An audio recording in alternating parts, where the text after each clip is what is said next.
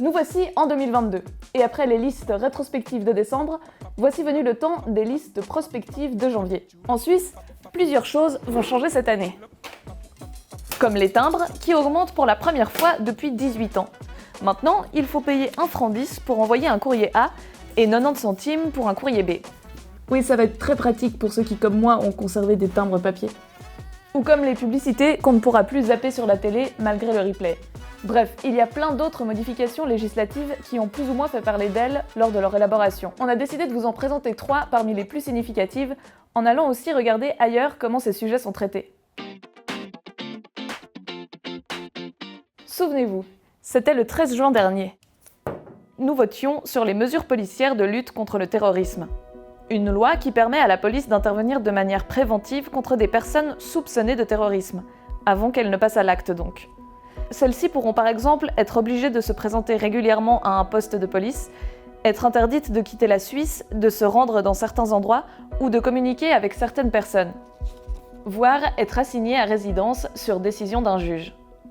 À l'époque du référendum, plusieurs ONG ont alerté sur le côté arbitraire de cette forme de surveillance et sur la difficulté à prouver son innocence sans procès, craignant notamment une pression sur des militants ou opposants politiques.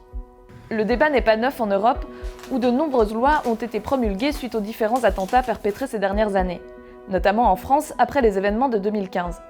Des interdictions administratives de quitter le territoire et des assignations à résidence ont été instaurées pour des personnes soupçonnées mais non inculpées de terrorisme. Des mesures similaires ont été introduites depuis 2015 au Royaume-Uni, aux Pays-Bas, en Allemagne ou en Belgique, non sans provoquer l'inquiétude d'organisations comme Amnesty International ou Human Rights Watch qui ont publié plusieurs rapports sur le sujet. Toujours dans la thématique de la surveillance, mais dans un autre contexte, citons les nouvelles mesures envisagées pour protéger les victimes de violences domestiques. À la suite d'une étude de l'Université de Berne sur les moyens de surveillance électronique, le Conseil fédéral invite les cantons à mener des projets pilotes dès cette année. En bref, il s'agit de doter l'auteur de violence d'un bracelet électronique qui permet à la victime de le localiser grâce à un tracker. Celle-ci dispose également d'un bouton d'alarme relié à la police pour l'avertir en cas de danger. Un système déjà appliqué en Espagne depuis plus de 10 ans. C'est d'ailleurs entre autres sur l'exemple espagnol que se base l'étude de l'Université de Berne, car c'est l'un des premiers pays européens à l'utiliser à grande échelle, sur environ 9000 cas de violences domestiques. En France, les bracelets anti-rapprochement ont été introduits en 2020 et le téléphone grave danger existe pour les victimes depuis 2014. L'Australie, l'Angleterre, l'Écosse, la Suède, l'Uruguay ou les États-Unis ont aussi recours aux moyens électroniques de surveillance dans le cadre spécifique des violences domestiques. Mais changeons de registre. En 2022 entre également en vigueur une modification importante du Code civil pour les personnes transgenres et intersexes.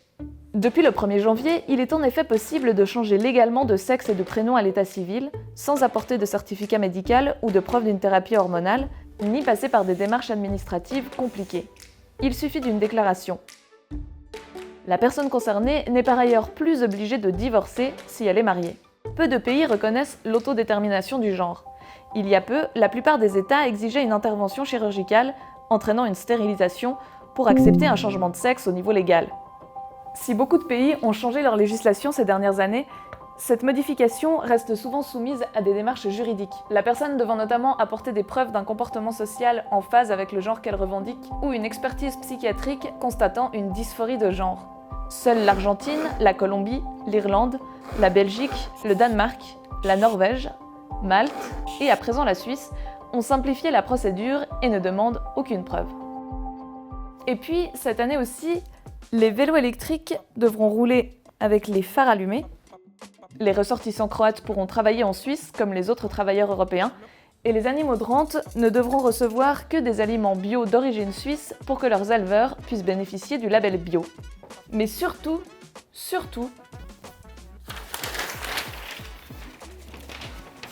il est désormais possible de se rendre en train de nuit depuis Zurich ou Bâle jusqu'à Amsterdam. Et ça, c'est cool.